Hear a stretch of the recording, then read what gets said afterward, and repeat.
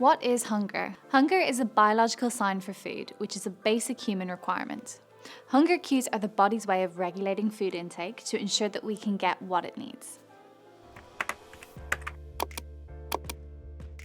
My name is Elle and I'm a registered dietitian specialising in disordered eating and in sports nutrition. Today we're going to explore what hunger is, the different types of hunger, and how we can respond to hunger cues. We often hear things like, why am I hungry? I shouldn't be hungry.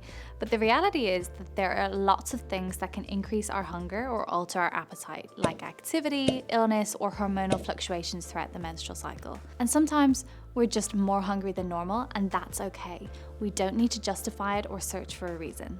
A lot of clients that I work with express a fear of hunger, and it's quite understandable, particularly if you've spent a lot of your life on and off diets or counting calories.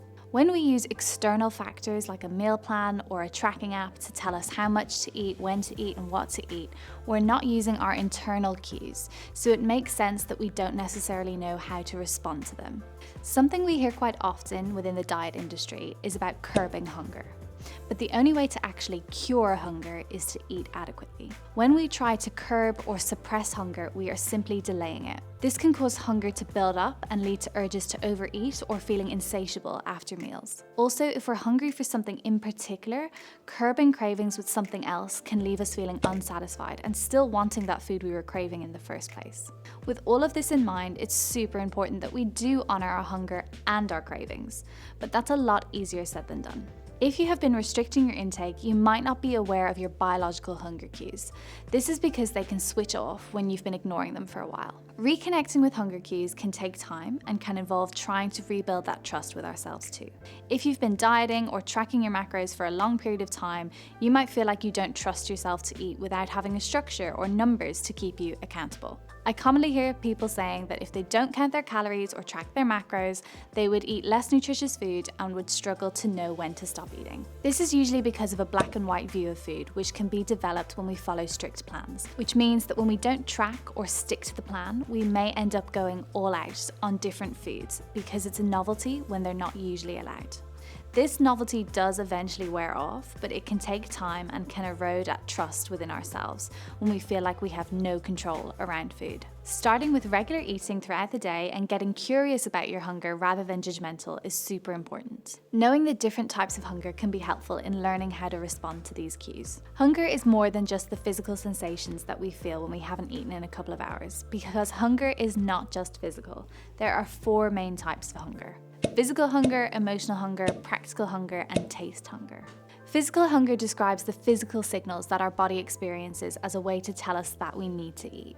We usually feel physically hungry when we haven't eaten in a while, and the signs and signals can be highly individual to each of us. Symptoms of physical hunger might include a grumbling tummy or feeling physically empty, maybe having a headache or struggling to concentrate, or feeling hangry or low in energy.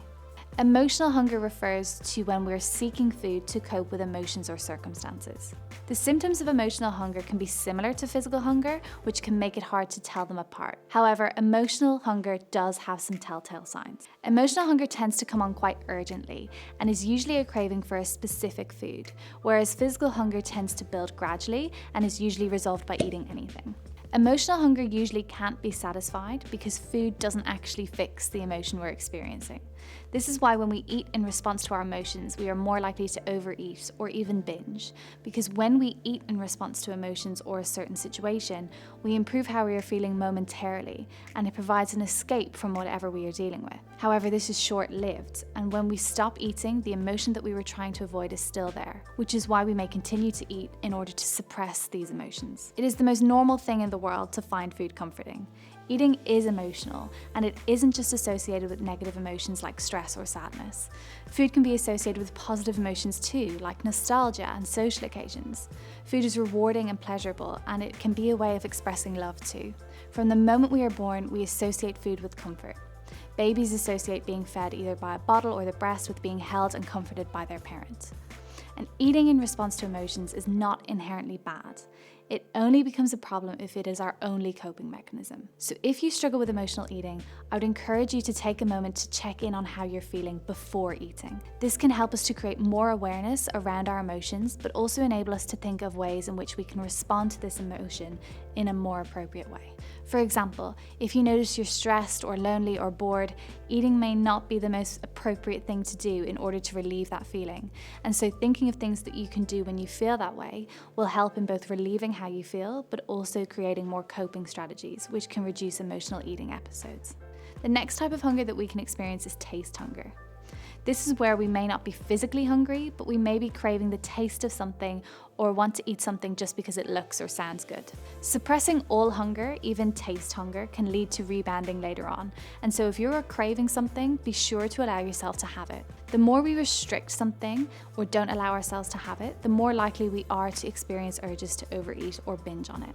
The final type of hunger is practical hunger, which, fine, is not exactly a feeling, but more about the anticipation of becoming hungry. If, for example, you're not feeling hungry at the moment, but you know that you have a meeting all afternoon, you might eat now in order to prevent becoming hungry during the meeting and then starving afterwards. For anyone who struggles with regularly overeating or even binge eating, regular eating, even when you don't necessarily feel hungry, is super important. This is because when we're starving, we tend to be more inclined to overeat, and so avoiding getting to that point can be helpful.